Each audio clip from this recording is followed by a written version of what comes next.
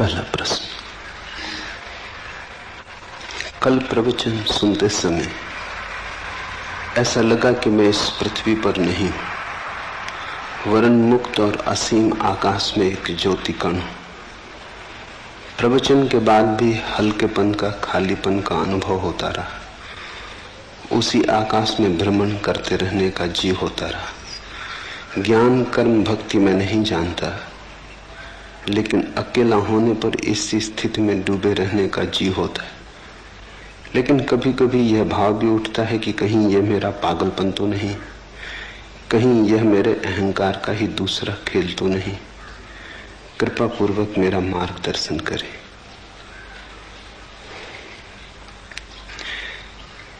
इस पृथ्वी पर हम हैं, पर इस पृथ्वी पर वस्तुतः हम न हो सकते हैं और न हम हैं। प्रतीत होता है पृथ्वी पर हम अजनबी हैं। देह में घर किया है, लेकिन देह हमारा घर नहीं। जैसे कोई परदेश में बस जाए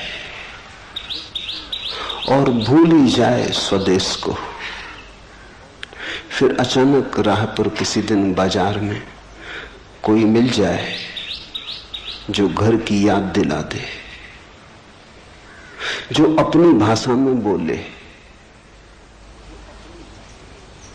तो एक क्षण को परदेश मिट जाएगा, स्वदेश प्रकट हो जाएगा। शास्त्र का यही मूल्य है, शास्त्राओं के वचनों का यही अर्थ है। उनकी सुन के क्षण भर को हम यहां नहीं रह जाते, वहां हो जाते हैं जहां हमें होना चाहिए। उनके संगीत में बहकर जो चारों तरफ घेरे है वो दूर हो जाता है, और जो बहुत दूर है पास आ जाता है। अष्टावक्र के वचन बहुत अनूठे, सुनोगे तो ऐसा बार बार होगा। बार बार लगेगा पृथ्वी पर नहीं हो, आकाश के हो गए, क्योंकि वे वचन आकाश के, वे वचन स्वदेश से आए, उस स्रोत से आए जहां से हम सबका आना हुआ है, और जहां हमें जाना चाहिए, और जहां जाए बिना हम कभी चैन को उपलब्ध न हो सकेंगे। जहां हम हैं सराय है, घर नहीं। कितना ही मान के बैठ जाएं कि घर है, फिर भी सराय सराय बनी रहती।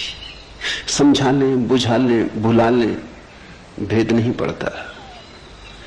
कांटा चुभता ही रहता, याद आती ही रहती। और कभी जब ऐसे किसी सत्य के साथ मुलाकात हो जाए जो खींच ले, जो चुंबक की तरह किसी और दूसरी दुनिया का दर्शन करा दे, तो लगेगा कि हम पृथ्वी के हिस्से नहीं रहे। ठीक लगा। कल प्रवचन सुनते समय ऐसा लगा कि मैं इस पृथ्वी पर नहीं हूं। इस पृथ्वी पर कोई भी नहीं है। इस पृथ्वी पर हम मालूम होते हैं, प्रतीति होती है। सत्यता हम आकाश में है, हमारा स्वभाव आकाश का है। आत्मा यानी भीतर का आकाश, शरीर यानी पृथ्वी। शरीर बना है पृथ्वी से, तुम बने हो आकाश से। तुम्हारे भीतर दोनों का मिलन हुआ है। तुम क्षितिज हो, जहां पृथ्वी आकाश से मिलती हुई मालूम पड़ती, लेकिन मिलती थोड़ी कभी। दूर क्षितिज मालूम पड़ता है, मिल रहा आकाश पृथ्वी से। चल पड़ो, लगता है ऐसे घड़ी दो घड़ी में पहुंच जाएंगे। चलते रहो जन्मों जन्मों तक, कभी भी उस जगह न पहुंचोगे जहां आकाश पृथ्वी से मिलता। बस मालूम होता, सदा मालूम होता, मिल रहा थोड़ी दूर आगे, बस थोड़ी दूर आगे। क्षितिज कहीं है नहीं, सिर्फ दिखाई पड़ता। जैसे बाहर क्षितिज है, वैसे ही हमारी अवस्था है। यहां भीतर भी मिलन कभी हुआ नहीं। आत्मा कैसे मिले शरीर से? मर्त्य का अमृत से मिलन कैसे हो? दूध पानी में मिल जाता, दोनों पृथ्वी के हैं। आत्मा शरीर से कैसे मिले? दोनों का गुणधर्म भिन्न है। कितने ही पास हों, मिलन असंभव है। सनातन से पास हो तो भी मिलन असंभव है। मिलन हो नहीं सकता। सिर्फ हमारी प्रतीति है, हमारी धारणा है, क्षितिज हमारी धारणा है, हमने मान रखा है, इसलिए है। अष्टावक्र के वचनों को अगर जाने दोगे हृदय के भीतर तीर की तरह, तो वे तुम्हें याद को जगाएंगे, तुम्हारी भूली बिसरी स्मृति को उठाएंगे। क्षण भर को आकाश जैसे खुल जाएगा, बादल कट जाएंगे, सूरज की किरणों से भर जाएगा प्राण। कठिनाई होगी, क्योंकि हमारे सारे जीवन के विपरीत होगा ये अनुभव। इससे बेचैनी होगी। और ये जो घटाएं छट गई हैं, ये तुम्हारे कारण नहीं छटी, ये तो किसी शास्त्रा के वचनों का परिणाम है। फिर घटाएं गिर जाएंगी, तुम घर पहुंचते पहुंचते फिर घटाओं को घेर लोगे। तुम अपनी आदत से इतनी जल्दी बाज थोड़ी आओगे। फिर घटाएं गिर जाएंगी, तब और बेचैनी होगी कि जो दिखाई पड़ा था वो सपना तो नहीं था, जो दिखाई पड़ा था कहीं कल्पना तो नहीं थी, कहीं अहंकार का मन का खेल तो न था, कहीं ऐसा तो न हुआ कि हम किसी पागलपन में पड़ गए थे। स्वभावतः तुम्हारी आदतों का वजन बहुत पुराना है। अंधेरा बड़ा प्राचीन है, यद्यपि है नहीं पर है बहुत प्राचीन। सूरज की किरण कभी फूटती है तो बड़ी नई है, अत्यंत नई है, सद्ध स्नात। क्षण भर को दिखाई पड़ती है, फिर तुम अपने अंधेरे में खो जाते हो। तुम्हारे अंधेरे का बड़ा लंबा इतिहास है। जब तुम दोनों को तौलोगे तो शक किरण पे पैदा होगा, अंधेरे पे पैदा नहीं होगा। होना चाहिए अंधेरे पर, होता है किरण पर, क्योंकि किरण है नई और अंधेरा है पुराना। अंधेरा है परंपरा जैसा, सदियों सदियों की धारा है। किरण है अभी अभी फूटी, ताजी, नई, इतनी नई कि भरोसा कैसे करें। लगा कि मैं इस पृथ्वी पर नहीं हूं, इस पृथ्वी पर कोई भी नहीं है, इस पृथ्वी पर हम हो नहीं सकते। मान्यता है हमारी, धारणा है हमारी, लगता है, सत्य नहीं है। और मुझे असीम आकाश में एक ज्योतिकण हूं ऐसा प्रतीत हुआ। ये शुरुआत है। असीम आकाश में एक ज्योतिकण हूं, जल्दी ही लगेगा कि असीम आकाश हूं। ये प्रारंभ है। तो असीम आकाश में भी अभी हम पूरी तरह लीन नहीं हो पाते। अगर लगता भी है कभी कभी वो उड़ान भी आ जाती, वो तूफान भी आ जाता, हवाएं हमें ले भी जाती, तो भी हम अपने को अलग ही बचा लेते। ज्योतिकण न रहे, अंधेरे हो गए ज्योतिकण, लेकिन आकाश से अभी भी भेद रहा, फर्क रहा, फासला रहा। घटना तो पूरी उस दिन घटेगी जिस दिन तुम आकाशी हो जाओगे। ज्योतिकण भी भिन्न है जिस दिन तुम अभिन्न हो जाओगे, जिस दिन लगेगा मैं शून्याकाश हूं। ऐसा तो कहते हैं भाषा में कि मैं शून्याकाश हूं। जब तक मैं है तब तक ये कैसे हो सकेगा? मैं है तो आकाश अलग रहेगा। जब ऐसा प्रतीत होगा कि शून्याकाश है, तब मैं तो नहीं रहूंगा, शून्याकाश ही रहेगा। कहते हैं अहम ब्रह्मास्मि, मैं ब्रह्म हूं। लेकिन जब ब्रह्म होगा तब मैं कैसे रहेगा? ब्रह्म ही रहेगा, मैं नहीं रहूंगा। पर कहने में और कोई उपाय नहीं। भाषा तो सोए हुए लोगों की है, भाषा तो उनकी है जो परदेश में बस गए और जिन्होंने परदेश को स्वदेश मान लिया। मौन ही ज्ञानियों का है, भाषा तो अज्ञानियों की है।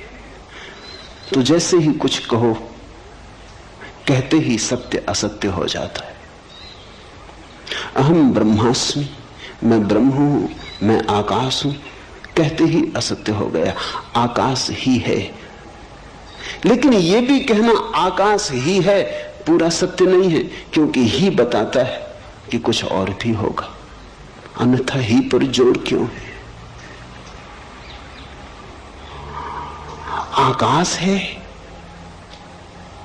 इतने कहने में भी अड़चन है,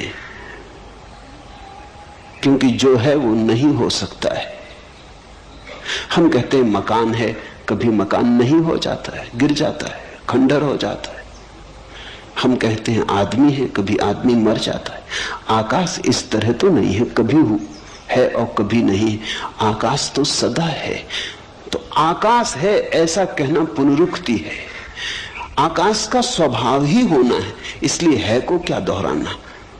है कहना तो उन चीजों के लिए ठीक है जो कभी नहीं भी हो जाती। मनुष्य है, एक दिन नहीं था, आज है, कल फिर नहीं हो जाएगा। हमारी है तो दो नहीं के बीच में। आकाश की है, कल भी है, आज भी है, कल भी है। दो है के बीच में है का क्या अर्थ? दो नहीं के बीच में है का अर्थ होता है। आकाश है, ये भी पुनरुक्ति है। कहें आकाश, लेकिन आकाश जब कहते हैं, शब्द जब बनाते हैं तभी भूल हो जाती। आकाश कहने का अर्थ हुआ कि कुछ और भी होगा जो आकाश से अन्यथा है, भिन्न है। अन्यथा शब्द की क्या जरूरत? अगर एक ही है तो एक कहने का भी कोई प्रयोजन नहीं। एक तो तभी सार्थक है जब दो हो, तीन हो, चार हो, संख्या हो। आकाश भी क्या कहना। इसलिए ज्ञान तो मौन है। परम ज्ञान को शब्दों तक लाना असंभव है। लेकिन हम धन्यभागी हैं कि अष्टावक्र जैसे किन्हीं पुरुषों ने अथक असंभव चेष्टा की है। जहां तक संभव हो सकता था, सत्य की सुगंध को शब्द तक लाने का प्रयास किया है। और इतना ख्याल रखना कि अष्टावक्र जैसी सफल चेतना बहुत कम है। बहुतों ने प्रयास किया है सत्य को शब्द तक लाने का, सभी हारे। हारना सुनिश्चित है, मगर अगर हारे हुए में भी देखना हो तो अष्टावक्र सबसे कम हारे, सबसे ज्यादा जीते। तो सुनोगे ठीक से तो घर की याद आएगी। सुबह कि लगा ज्योति कण हूं, तैयारी रखना खोने की। किसी दिन लगेगा ज्योति कण भी खो गया, आकाश ही बचा, तब पूरा मतवालापन छाएगा। तब डूबोगे सत्य की शराब में, तब नाचोगे, तब अमृत की पूरी झलक मिली। प्रवचन के बाद भी हल्केपन, खालीपन का अनुभव होता रहा। उसी आकाश में भ्रमण करने का जी होता रहा। यहां थोड़ी भूल हो जाती। जब भी हमें कुछ सुखद अनुभव होता है तो हम चाहते हैं फिर हो। मनुष्य का मन है बड़ा कमजोर, आकांक्षा से भर जाता, लोभ से भर जाता, प्रलोभन पैदा होता। जो भी सुखद है उसे दोहराने का मन होता। लेकिन एक बात ख्याल रखना, दोहराने में ही भूल हो जाती। जैसे ही तुमने चाहा फिर से हो, कभी ना होगा। क्योंकि जब पहली दफा हुआ था तो तुम्हारे चाहने से ना हुआ था, हो गया था, घटा था, तुम्हारा कृत्य ना था। यही तो अष्टावक्र का पूरा जोर है। सत्य घटता है, कृत्य नहीं है, घटना है। सुनते सुनते हुआ था, तुम कर क्या रहे थे? सुनने का अर्थ ही होता है कि तुम कुछ भी ना कर रहे थे, तुम शून्य भाव से बैठे थे, तुम मौन थे, तुम सजग थे, तुम जागे हुए थे, सोए नहीं थे, ठीक। लेकिन तुम कर क्या रहे थे? तुम केवल ग्राहक थे। तुम्हारी चित्त की दशा दर्पण की तरह थी, जो आ जाए झलक जाए, जो कहा जाए सुन लिया जाए। तुम कुछ उसमें जोड़ ना रहे थे। अगर तुम जोड़ रहे होते तो जो घटी है बात वो कभी ना घटती। तुम व्याख्या भी ना कर रहे थे। भीतर बैठे बैठे तुम ये ना कह रहे थे कि हाँ ठीक है, गलत है, मुझसे मेल खाता नहीं मेल खाता, शास्त्र में ऐसा कहा है कि नहीं कहा है। तुम तर्क ना कर रहे थे। अगर तुम तर्क कर रहे थे तो ये घटना ना घटती। जिनने पूछा है, स्वामी ओम प्रकाश सरस्वती ने, उन्हें मैं जानता हूं।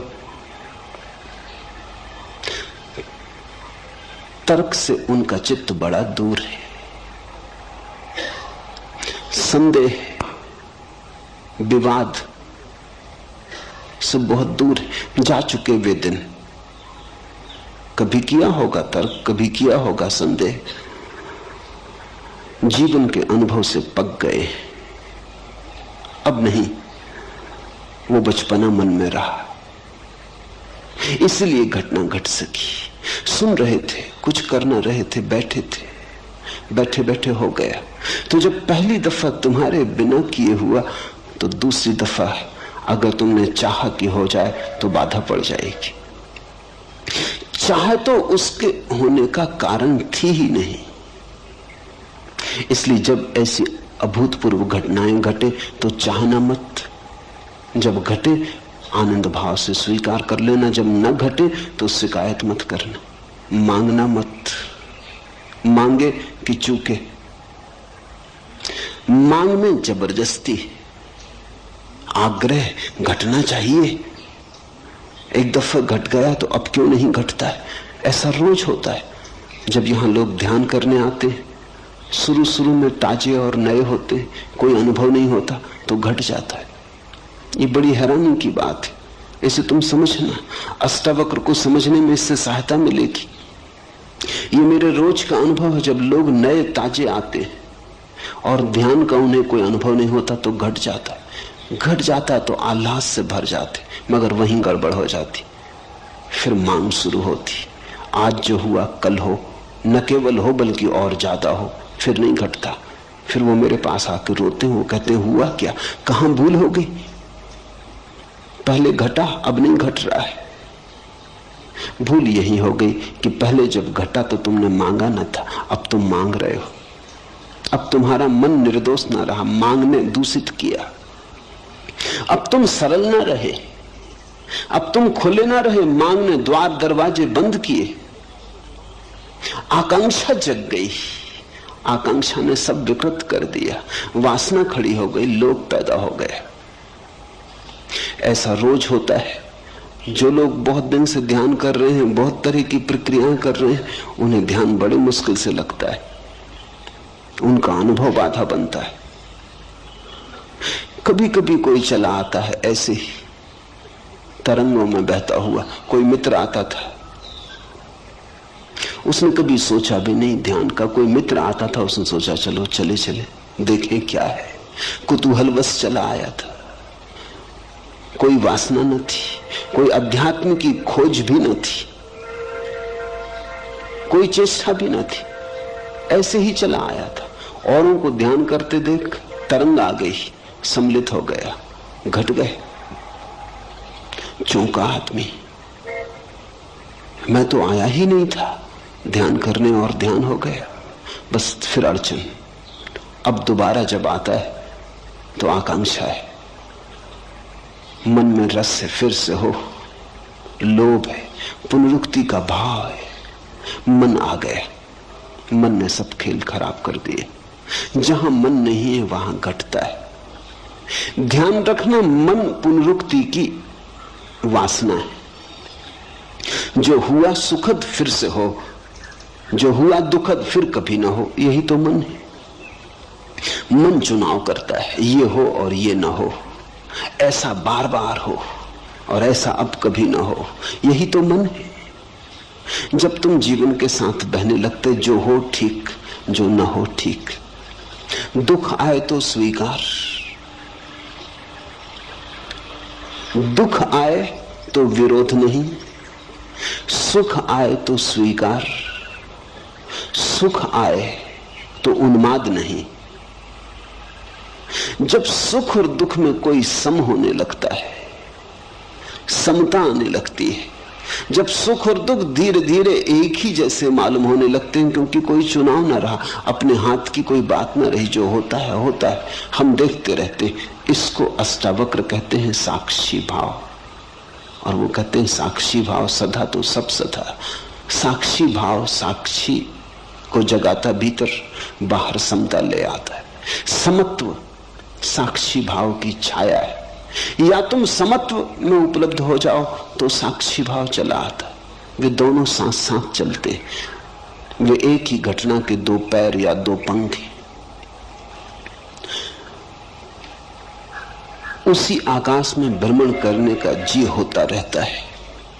इससे सावधान होना, मन को मौका मत देना कि ध्यान की घड़ियों को खराब करे। इसी मन ने तो संसार खराब किया, इसी ने तो जीवन के सारे संबंध विकृत किए, इसी मन ने तो सारे जीवन को रेगिस्तान जैसा रूखा कर दिया। जहां बहुत फूल खिल सकते थे वहां सिर्फ कांटे हाथ में रह गए। अब इस मन को अंतर यात्रा पर साथ मत लाओ, इसे नमस्कार करो, इसे विदा दो, प्रेम से सही पर इसे विदा दो।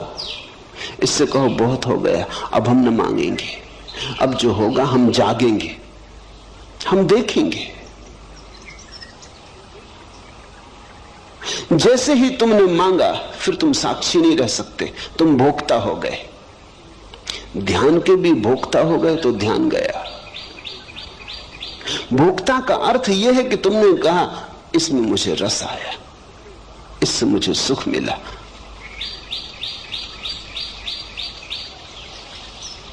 ज्ञान कर्म भक्ति में नहीं जानता, लेकिन अकेला होने पर इसी स्थिति में डूबे रहने का जी होता है। छोड़ो इस जी को और तुम डूबोगे इसी स्थिति में। अकेले ही नहीं, भीड़ में भी रहोगे तो डूबोगे, बाजार में भी रहोगे तो भी डूबोगे। ये स्थिति का कोई संबंध अकेले और भीड़ से नहीं है, मंदिर और बाजार से नहीं है, एकांत समूह से नहीं है। इस स्थिति का संबंध तुम्हारे चित्त के शांत होने से, सम होने से। जहां भी शांति समता होगी ये घटना घटेगी, लेकिन तुम इसको मांगो मत, अन्यथा यही अशांति बन जाएगी, यही तनाव बन जाएगी। अष्टावक्र कहते अभी और यही। मांग तो सदा कल के लिए होती, मांग तो अभी और यही नहीं हो सकती। मांग का स्वभाव वर्तमान में नहीं ठहरता। मांग का अर्थ ही है हो, कल हो, घड़ी भर बाद हो, क्षण भर बाद हो। मांग अभी तो नहीं हो सकती। मांग के लिए तो समय चाहिए, थोड़ा ही सही पर समय चाहिए। और भविष्य है नहीं, जो नहीं है उसी का नाम भविष्य, जो है उसका नाम वर्तमान है। वर्तमान और मांग का कोई संबंध नहीं होता। जब तुम वर्तमान में होगे तो पाओगे कोई मांग नहीं, और तब घटेगी ये घटना। जब इसे घटाने का जीना रहेगा तब ये खूब घटेगी। इस पहेली को ठीक से समझ लो, इस पहेली का एक एक कोना पहचान लो। जिस दिन तुम कुछ भी न मांगोगे उस दिन सब घटेगा। जिस दिन तुम परमात्मा के पीछे दीवाने होकर न दौड़ोगे वो तुम्हारे पीछे चला आएगा। जिस दिन तुम ध्यान के लिए आतुरता न दिखाओगे, तुम्हारे भीतर कोई तनाव न होगा, उस दिन ध्यान ही ध्यान से भर जाओगे। ध्यान कहीं बाहर से थोड़ी आता। जब तुम तनाव में नहीं हो तो जो तुम्हारे भीतर शेष रह जाता उसका नाम ध्यान है। जब तुम्हारे भीतर वासना नहीं है तो जो शेष रह जाता उसका नाम ध्यान है। झील है, तरंगें उठ रही, हवा के झकोरे, झील का पूरी छाती तूफान से भर गई, आंधी है, सब उथल पुथल हो रही है। आकाश में चांद है पूरा, लेकिन प्रतिबिंब नहीं बनता क्योंकि झील कप रही। दर्पण कैसे बने? चांद का प्रतिबिंब बनता है, टूट टूट जाता, हजार हजार टुकड़ों में चांदी फैल जाती पूरी झील पर, लेकिन चांद का प्रतिबिंब नहीं बनता है। झील शांत हो गई, लहरें कहीं चली गई, लहरें कहीं से आई थी, लहरें झील की थी, फिर सो गई, झील में वापस उतर गई। झील अपनी स्थिर अवस्था में आ गई। वो जो चांदी की तरह फैल गया चांद था, झील की छाती पर सिकुड़ आया, एक जगह ठीक प्रतिबिंब बनने लगा। जैसे ही तुम्हारे मन की झील पर तरंगें नहीं होती, तरंग यानी वासना, तरंग यानी मांग, तरंग यानी ऐसा हो और ऐसा ना हो। जब कोई तरंग मन की झील पर नहीं होती तो सत्य जैसा है वैसा ही प्रतिबिंबित होता है। तो जो बनता है चांद तुम्हारे भीतर, उसके सौंदर्य का क्या कहना, उसके रस का क्या कहना। रसधार बरसती, मिलन होता, फिर सुहागरात ही सुहागरात है। लेकिन तुमने मांगा कि चूक हो जाएगी, और मैं समझता हूं मांग बिल्कुल स्वाभाविक मालूम होती। बड़ी अड़चन है, इतना सुख मिलता है ऐसी घड़ियों में कि कैसे बचे न मांगने से। मानवीय है, मैं ये नहीं कहता कि तुमने कुछ बड़ी अमानवीय भूल की, बिल्कुल मानवीय भूल है। कभी जब क्षण भर को झरोखा खुल जाता है और आकाश बहता है तुमने, कभी क्षण भर को जब अंधेरा टूटता है और किरणें उतरती, तो असंभव है, करीब करीब असंभव है कि इसे न मांगो, लेकिन ये असंभव सीखना पड़ेगा। आज सीखो, कल सीखो, परसों सीखो, मगर सीखना पड़ेगा। जितनी जल्दी सीखो उतना उचित। अभी तैयार हो जाओ तो अभी घटना घटने को देर नहीं है। जरा भी क्षण भर की प्रतीक्षा करने की जरूरत नहीं। इसी स्थिति में डूबे रहने का जी होता, ये स्थिति घटेगी, इसका तुम्हारे चित्त से कुछ लेना देना नहीं है। इसलिए तुम अपने चित्त को पीछे छोड़ो। वो जब बीच बीच में आए तब उसे बार बार कह दो कि क्षमा करो, बहुत हुआ, काफी हुआ, संसार खराब किया, परमात्मा तो खराब मत करो। जीवन के सारे सुख विकृत कर डाले, अब ये अंतरतम के सुख आ रहे हैं, इन्हें तो विकृत मत करो। सजग रह के मन को नमस्कार कर लो, विदा दे दो। धीरे धीरे धीरे धीरे ऐसी घड़ी आने लगेंगी, तुम्हारे अनुभव से ही आएंगी। जब मन नहीं होगा तत्क्षण फिर वही झरोका खुलता है, फिर बहती रसधार, फिर उतरता प्रकाश, फिर तुम आलोकित, फिर तुम मग्न, फिर तुम अमृत में डूबे। जब ऐसा बार बार होगा तो बात साफ हो जाएगी। तो फिर मन से तुम अपने को दूर रखने में कुशल हो जाओगे। जब घटे तब घट जाने देना, जब न घटे तब शांति से प्रतीक्षा करते रहना। आएगा, जो एक बार आया है बार बार आएगा। तुम भर मत मांगना, तुम भर बीच में मत आना, तुम भर बाधा मत देना। लेकिन कभी कभी ये भाव भी उठता है कि कहीं ये मेरा पागलपन तो नहीं। बुद्धि ऐसे भाव भी उठाएगी, क्योंकि बुद्धि ये मान ही नहीं सकती कि आनंद हो सकता है। बुद्धि दुख से बिल्कुल राजी। बुद्धि ने दुख को पूरी तरह स्वीकार किया है, क्योंकि बुद्धि दुख की जन्मदात्री। अपनी ही संतान को कौन स्वीकार नहीं करेगा। तो बुद्धि मानती है दुख है तो बिल्कुल ठीक है। लेकिन महासुख, जरूर कहीं कोई गड़बड़ हो गई। ऐसा कहीं होता है, कोई कल्पना हो गई, कोई सपना देखा, किसी देवा स्वप्न में खो गए, किसी सम्मोहन में उतर गए, जरूर कहीं कुछ पागलपन हो गया है। बुद्धि ऐसे बार बार कहेगी, इसे सुनना मत, इस पर ध्यान मत देना। अगर इस पर ध्यान दिया तो वे घटनाएं बंद हो जाएंगी, वे द्वार झरोखे फिर कभी ना खुलेंगे। एक बात ख्याल में रखना, आनंद सत्य की परिभाषा है। जहां से आनंद मिले वही सत्य है। इसलिए तो हमने परमात्मा को सच्चिदानंद कहा है। आनंद उसकी आखिरी परिभाषा है। सत्य से भी ऊपर, चित्त से भी ऊपर आनंद को रखा है, सच्चिदानंद कहा है। सत्य एक सीढ़ी नीचे, चित्त एक सीढ़ी नीचे, आनंद परम। जहां से आनंद बहे, जहां से आनंद मिले, फिर तुम चिंता मत करना, सत्य के करीब हो। जैसे कोई बगीचे के करीब आता है तो हवाएं ठंडी हो जाती, पक्षियों के गीत सुनाई पड़ने लगते, शीतलता अनुभव होने लगती। तो बगीचा दिखाई भी ना पड़े तो भी अनुभव में आने लगता है कि राह ठीक है, बगीचे की तरफ पहुंच रहे हैं। ऐसे ही जैसे ही तुम सत्य की तरफ पहुंचने लगते हो, आनंद झरता है, शीतल होने लगता मन, संतुलन आने लगता, सहिष्णुता बढ़ती है, सुख बढ़ता है, एक उमंग घेरे रहती अकारण। कोई कारण भी दिखाई नहीं पड़ता, न कोई लॉटरी मिली है, न कोई धंधे में बड़ा लाभ हुआ है, न कोई बड़ा पद मिला है। ऐसा भी हो सकता था पद था वो भी गया, हाथ में जो था वो भी खो गया, धंधा भी डूब गया, लेकिन अकारण एक उमंग है कि भीतर कोई नाचे जा रहा है कि रुकता ही नहीं। तो बुद्धि कहेगी कहीं पागल तो नहीं हो गया। ये तो पागलों के लक्षण है। ये बड़ी अजीब दुनिया है, यहां सिर्फ पागल ही प्रसन्न दिखाई पड़ते।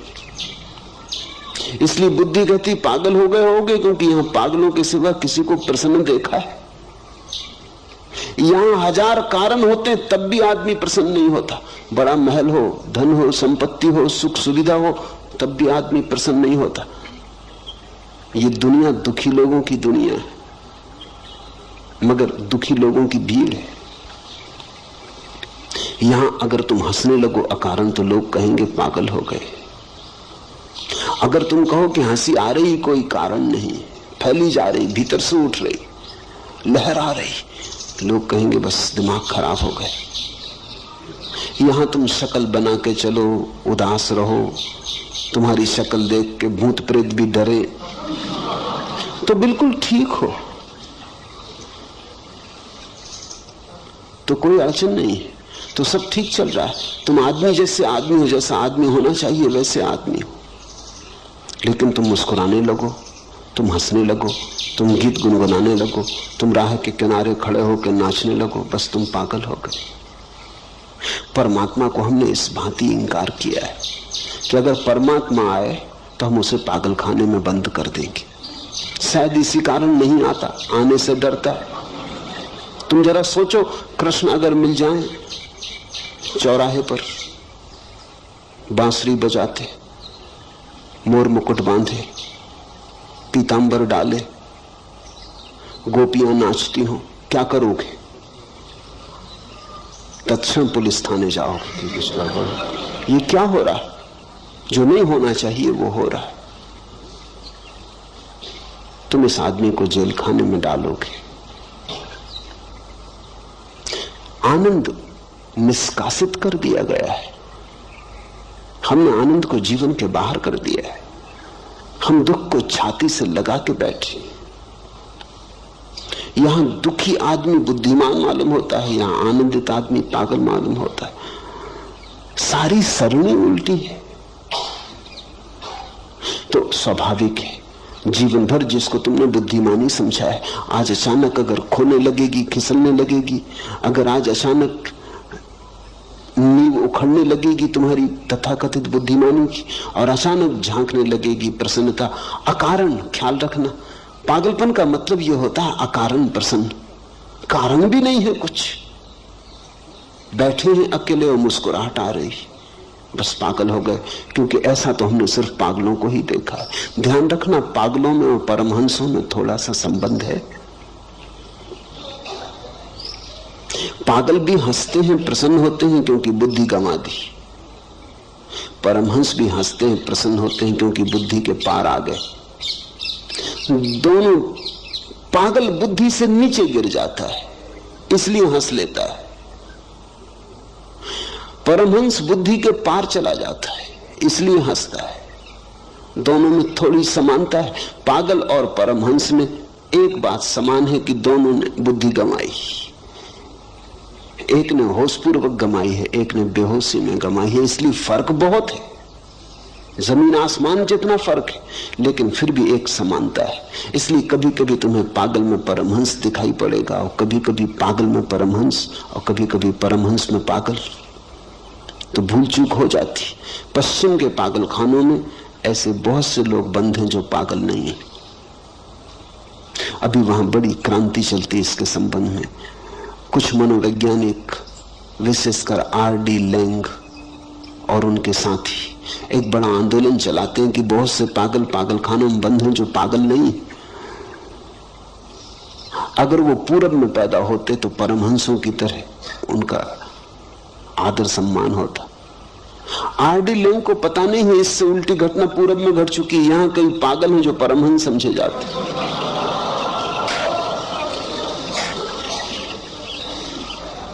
मगर आदमी आदमी है। यहां पूरब में कई पागल परमहंस समझ लिए गए, मगर भूल चूक होती क्योंकि दोनों की सीमाएं एक दूसरे पे पड़ जाती। तो ये शक स्वाभाविक है। एक ही बात ख्याल रखना इसमें, आनंद बढ़ रहा हो घबराना मत। मगर आनंद पागलपन के कारण भी बढ़ सकता है। तो सुरक्षा की कसौटी क्या है? सुरक्षा की कसौटी यह है, तुम्हारा आनंद बढ़ रहा हो और तुम्हारे कारण किसी का दुख न बढ़ रहा हो तो बेफिक्री से जाना। तुम्हारा आनंद किसी की हिंसा, किसी पे आक्रमण, किसी को दुख देने पर निर्भर ना हो तो फिर पागलपन से डरने की कोई वजह नहीं है। अगर पागल भी हो रहे तो ये पागलपन बिल्कुल शुभ है, ठीक है।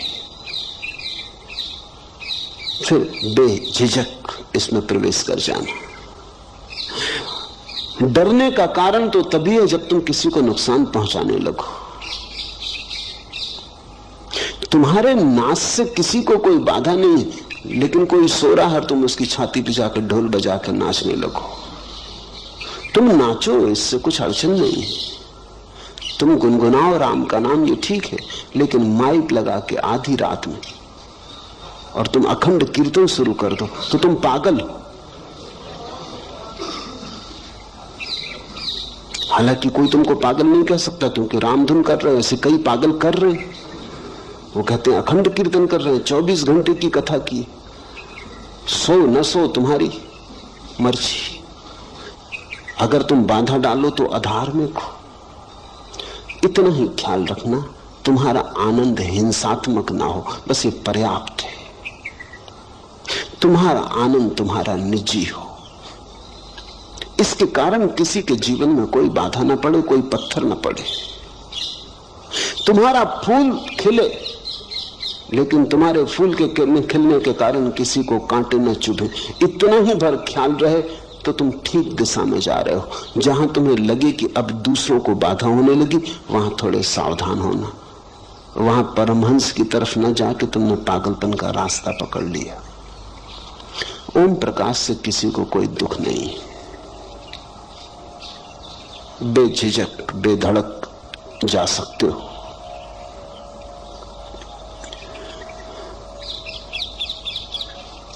कल मैं एक गीत पढ़ रहा था,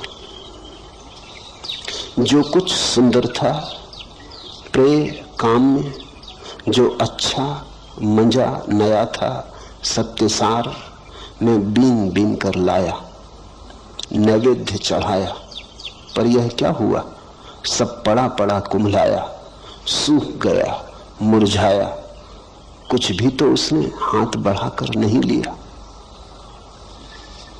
यूं कहीं तो था लिखा, पर मैंने जो दिया, जो पाया, जो पिया, जो गिराया, जो ढाला, जो छलकाया, जो नितारा, जो छाना, जो उतारा, जो चढ़ाया, जो जोड़ा, जो तोड़ा, जो छोड़ा, सबका जो कुछ हिसाब रहा, मैंने देखा कि उसी यज्ञ ज्वाला में गिर गया।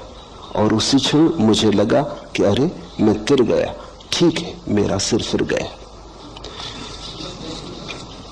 तिरता है आदमी सिर के फिरने से। परमात्मा को तुम चढ़ाओ चुन चुन के चीजें, अच्छी अच्छी चीजें, उससे कुछ ना होगा जब तक कि सिर ना चढ़े। सुनो, फिर जो कुछ सुंदर था प्रेम काम में, जो अच्छा मंजा नया था, सबके सार मैं बीन बीन कर लाया, नैवेद्य चढ़ाया। पर यह क्या हुआ? सब पड़ा पड़ा कुम्हलाया, सूख गया मुरझाया, कुछ भी तो उसने हाथ बढ़ाकर नहीं लिया। तुम ले आओ सुंदरतम को खोजकर, बहुमूल्य को खोजकर, चढ़ाओ कोहिनूर, कुम्हलाएंगे। तोड़ो फूल कमल के, गुलाब के, चढ़ाओ कुम्हलाएंगे। एक ही चीज वहां स्वीकार है, वो तुम्हारा सिर, वो तुम्हारा अहंकार, वो तुम्हारी बुद्धि, वो तुम्हारा मन। अलग अलग नाम है, बात एक ही है। वहां चढ़ाओ अपने को। और उसी क्षण मुझे लगा कि अरे मैं तिर गया, ठीक है, मेरा सिर फिर गया। लोग तो यही कहेंगे, ओम प्रकाश के सिर फिर गया। कहने दो लोगों को, लोगों के कहने से कोई चिंता नहीं। जब लोग तुमसे कहते हैं सिर फिर गया, तो वो इतना ही कर रहे हैं कि अपने सिर की रक्षा कर रहे हैं, और कुछ नहीं। जब लोग तुमसे कहते हैं तुम्हारा सिर फिर गया, तो वो ये कह रहे हैं कि बचाओ हमें, इधर इस तरफ मत आओ, हमें मत सुनाओ ये गीत, मत ये हंसी हमारे द्वार लाओ, मत दिखाओ हमें ये आंखें मदमस्त, ये खबरें मत कहो हमसे। घबराहट है उनकी, भीतर उनके भी यही राग है, भीतर उनके भी ऐसी ही वीणा पड़ी है जो प्रतीक्षा करती जन्मों जन्मों से कि कोई छेड़ दे, मगर डर है, घबराहट है। बहुत कुछ उन्होंने झूठे जगत में बनाया है, बसाया है, कहीं उखड़ ना जाए। मैं इलाहाबाद में था, एक मित्र मेरे सामने ही बैठ के मुझे सुन रहे थे। लाखों लोगों ने मुझे मेरे सामने बैठ के सुना है। बहुत कम ऐसे लोग हैं जिन्होंने इतने भाव से सुना हो जैसा भाव से वो सुन रहे थे। उनकी आंखों से आंसुओं की धार बह रही थी। अचानक बीच में उठे, सभा भवन छोड़ के चले गए। मैं थोड़ा चौंका, ये क्या हुआ? पूछताछ की, संयोजक को कहा, वो बड़े प्रसिद्ध व्यक्ति थे, मैं तो जानता नहीं था। साहित्यकार थे, कवि थे, लेखक थे। संयोजक ने उनके घर जाके पूछा, उन्होंने कहा बाबा माफ करो। मैं घबरा गया। 20 मिनट के बाद मैंने कहा यहां से भाग जाना उचित, अगर थोड़ी देर और रहा तो कुछ से कुछ हो जाएगा।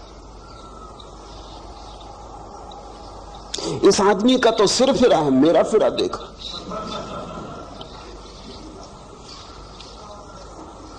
आऊंगा, अभी नहीं, जरूर आऊंगा, पर थोड़ा समय दो। और 2 रात से मैं सो नहीं सका हूं और बातें मेरे मन में गूंज रही। नहीं, अभी मेरे पास बहुत काम करने को पड़े, अभी बच्चे छोटे, अभी घर गृहस्थी संभालनी। जरूर आऊंगा, तुम जाओ, उनसे कहना जरूर आऊंगा, लेकिन अभी नहीं। जब कोई तुमसे कहता है तुम्हारा सिर फिर गया, वो सिर्फ अपनी आत्मरक्षा कर रहा, वो ये कह रहा है कि ऐसा मान के कि तुम्हारा सिर फिर गया, मैं अपने आकर्षण को रोकता हूं।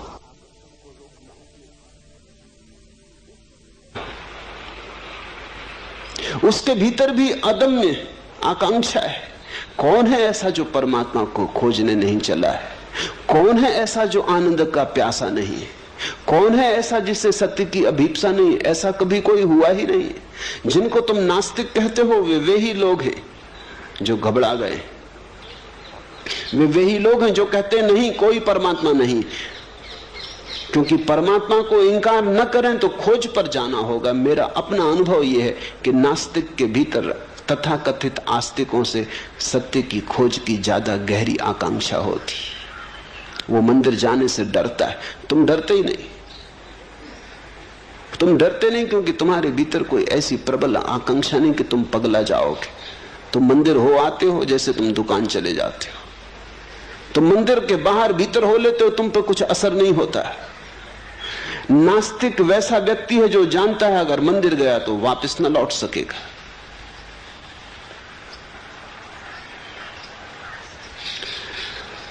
गया तो वैसा का वैसा वापस न लौट सकेगा। तो एक ही उपाय है, वो कहता है ईश्वर नहीं है, धर्म सब पाखंड है। वो अपने को बचा रहा है, समझा रहा है कि ईश्वर है ही नहीं तो मंदिर जाना क्यों? ईश्वर है नहीं तो क्यों उलझन में पड़ना, क्यों ध्यान, क्यों प्रार्थना? मेरे देखे नास्तिक के भीतर आत्मरक्षा चल रही है। मैंने अब तक कोई नास्तिक नहीं देखा जो वस्तुतः नास्तिक हो। आदमी नास्तिक हो कैसे सकता है? नास्तिक का तो अर्थ हुआ कि कोई आदमी नहीं के भीतर रहने का प्रयास कर रहा है। नहीं के भीतर कोई रह कैसे सकता है? नास्ति में कोई जी कैसे सकता है? जीने के लिए हां चाहिए। नहीं में कहीं फूल खिलते? हां चाहिए, स्वीकार चाहिए। जीवन में जितना स्वीकार होता है उतने ही फूल खिलते, लेकिन सीमा के बाहर फूल न खिल जाएं इससे भय होता है। कहीं फूल इतने न खिल जाएं कि मैं उन्हें संभाल ना पाऊं।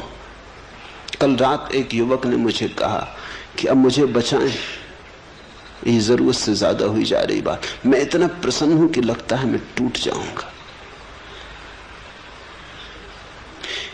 इतना आनंद है कि लगता है मैं संभाल ना पाऊंगा। ये मेरे हृदय का पात्र छोटा है, मुझे बचाएं।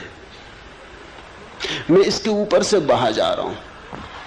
ये मेरी सीमाएं सब टूटी जा रही हैं और मुझे डर है कि अगर मैं इसके साथ बह गया तो फिर लौट ना पाऊंगा।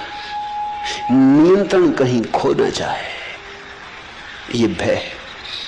अहंकार दुख के साथ भली भांति जी लेता है क्योंकि दुख में नियंत्रण नहीं खोता। कितने ही तुम रो दुख में, तुम अपने मालिक रहते हो। नियंत्रण खोता है आनंद में। सीमा टूटती आनंद में, दुख में कभी कोई सीमा नहीं टूटती। नरक में भी सीमा नहीं टूटती। तुम नरक में भी पड़े रहो तो भी तुम अपने भीतर मजबूत रहते हो। सीमा टूटती है स्वर्ग में, वहां नियंत्रण खो जाता है। जहां नियंत्रण खोता वहां अहंकार खो जाता है। जहां नियंत्रण खोता वहां बुद्धि की पकड़ खो जाती, तर्क का जाल खो जाता। वही हो रहा है। घबराना मत, तिरने का क्षण करीब आ रहा है, लेकिन सिर फिरे बिना कोई कभी तिरा नहीं।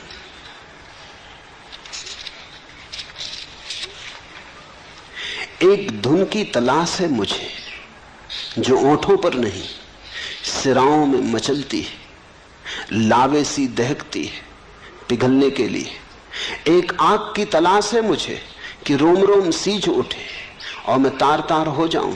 कोई मुझे जाली जाली बुंदे कि मैं पारदर्शी हो जाऊं। एक खुशबू की तलाश है मुझे कि भारहीन हो, हवा में तैर सकूं, हल्की बारिश की महीन बौछारों में कांप सकूं।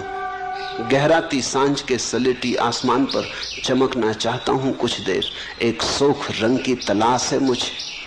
ओम प्रकाश, वही सोख रंग मैंने तुम्हें दे दिया है। ये गैरिक वस्त्र वही सोख रंग है। बहो, सीमाएं छोड़ के बहो, बुद्धि के पार बहो। जाने दो नियंत्रण। नियंत्रण का अर्थ है कर्ता। छोड़ो नियंत्रण। कर्ता अगर कोई है तो एक परमात्मा है। तुम परमात्मा से होड़ ना करो, उससे प्रतिस्पर्धा ना लो, उसके साथ संघर्ष मत करो, करो समर्पण, बहो उसकी धार के साथ, तिरोगे। जो डूब जाते वही तिरते, जो तिरने की चेष्टा करते डूब जाते।